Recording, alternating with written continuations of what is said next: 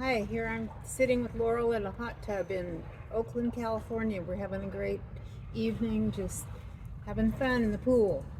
And I was thinking about my grandma and talking to Laurel about her, Grandma Mary, my mother's mom, and she was born in New Mexico, and her father abandoned the family, and What was his name?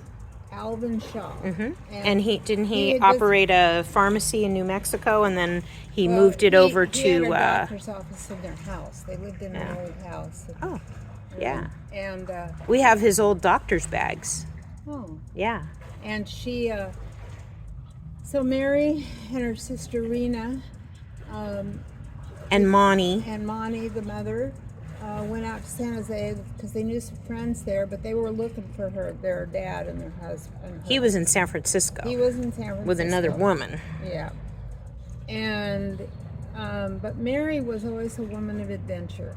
She ended up moving up to Aromas and taught school. That was after the earthquake, right? The big earthquake in San Francisco. After the earthquake, they moved. Yeah. And then she always was one for adventure. She lived with us when she was in her 80s in my family, my mom and dad and brothers and me. And she told me lots of her adventures about riding around in a pony cart in New Mexico, going to San Jose. She ended up going to teaching. After they found her dad, she had him pay for her to go to San Jose State, and she got her teaching credential in California.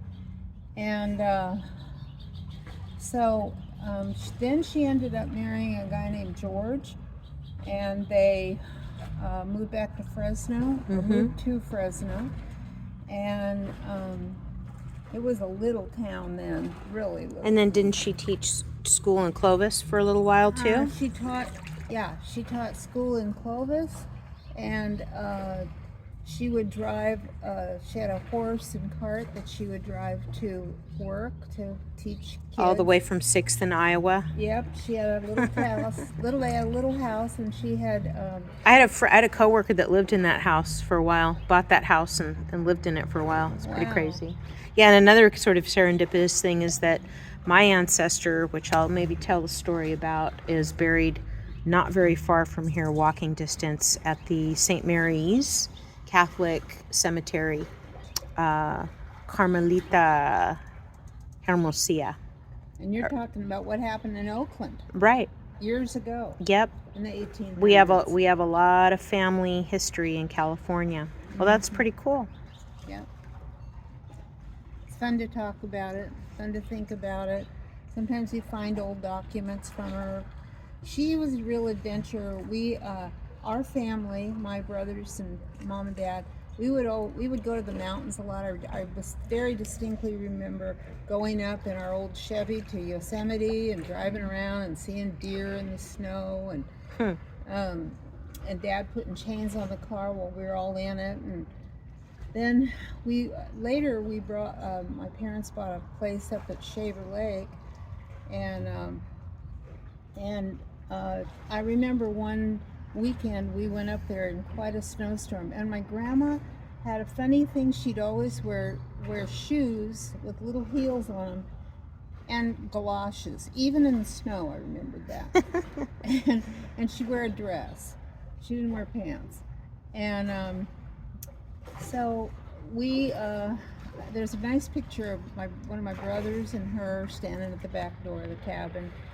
And that cabin was really cold. It didn't really have any heaters. It had like one little electric heater in the bathroom, and then it was very pioneer-like. My mother cooked everything over the fire on a skillet, and so I don't know. We had a lot of adventures together, and Grandma lived till I was in high school, so that was in the 60s. She lived a long life, and she's remembered fondly because she was such a wonderful person. And She played the piano too, huh? She played the piano. And she gardened. She gardened. She raised chickens in her backyard. She did, you know, lots of things. And she always remembered her life in New Mexico. That's cool.